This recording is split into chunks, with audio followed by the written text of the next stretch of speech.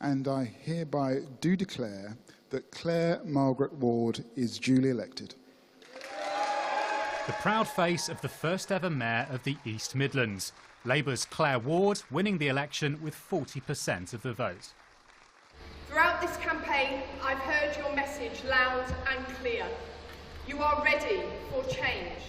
The official declaration surprised no one. Some 4 hours earlier, Labour had called the result. So confident were they that Claire Ward had won. There also had to be a loser, though. Politics can be a brutal business. The Conservative Ben Bradley played an important role in negotiating the powers the new mayor will have and showed his emotion at falling short. And the final thing I just want to say is a massive thank you to my wife and my kids through what has been one of the busiest times, really, probably of my life. Disappointed, obviously, on a personal level. You know, it's a difficult national picture, and I think locally we, as a team, have done everything we could possibly do. We've spent months and months grafting to get out and reach people and put across a really positive message. I think ultimately, you know, sometimes you can't stop the tide in that sense. We have left everything on the field and, you know, proud of the effort that we've put in. While this was always likely to be a two-horse race, the smaller parties also played their part. It was an impressive result for the Green Party candidate, Frank Adlington Stringer, who at the age of just 26 finished third. People have come out in their thousands, over 50,000 people, asking for better. And I'll be holding the Labour mayor to account on behalf of every single voter who's cast their vote in favour of my green industrial revolution, the plan I set out from the beginning, and making sure that we do get the progressive policies we so desperately need here. The new mayor will represent more than 2 million people and get her hands on government funding to spend on areas such as transport, housing and further education. But the turnout in this election was just 27.6%. So almost 3/4 of people who could have voted across Derbyshire and Nottinghamshire didn't. A sign perhaps that people are yet to be convinced of the merits of the East Midlands mayor. So now the real work begins for Claire Ward, and I caught up with her straight after the result. Claire, congratulations. Sum up your feelings right now. Well, I'm just incredibly honoured and humbled, really, to have this amazing result. I think it's been an absolutely fantastic declaration of support, not just for me, but for the Labour Party. And it's going to be a great 4 years of making sure that we really put this region on the map. To what extent is this a protest vote against the government in Westminster? I don't think this is a protest vote. I think there will be people who want to be able to just say it's a protest, and there is some of that in there. But I think it's also recognising that we fought a really positive, ambitious and hopeful campaign for the first East Midlands mayor, and that people want to be able to get behind that. They're tired of what they've seen to date, and they're looking for something fresh and new.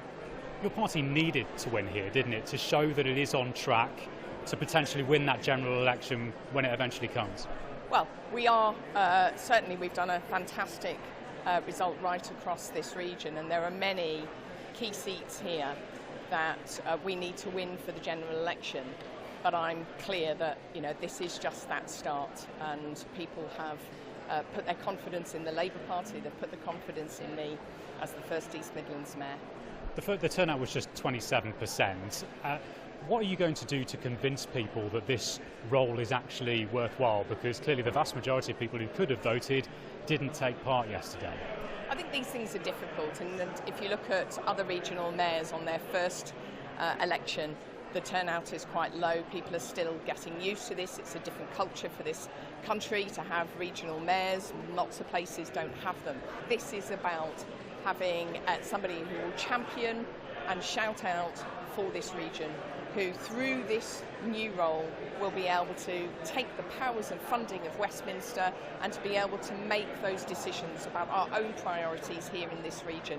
And that will impact the lives of people, not just in the next 4 years, but for generations to come. In terms of specifics, can you promise to, for example, improve the roads in Nottinghamshire and Derbyshire in the next few years? I know that's a big issue. Lots of people talk to me about that on the doors over the last few months. And we also know that maintaining the roads, fixing those potholes, is the responsibility of the 4 authorities that combine, part of the combined authority, and will still remain their responsibility. But obviously, as the Mayor, I will want to be able to support that and to make sure that we are delivering for the people across our region now. So what should be the yardstick against which people judge you by in a few years' time? What do you hope to have achieved by the time we're getting to the next East Midlands Mayoral? So I think what we've seen over the last few years is that whenever funding is given out, we seem to miss out. So there's lots of conversation about the North and the Northern Powerhouse and the South and London. And when they talk about the Midlands, they tend to mean the West Midlands. Here is our chance to be firmly on the map. And one of my commitments has been to launch a Visit East Midlands campaign that will highlight and showcase the gems that we have around here. That's not just about tourism, it's about creative economy, it's about all the things we have, including the businesses that we have. And by launching that campaign over this term of office, I'll be making sure that we are firmly on the map.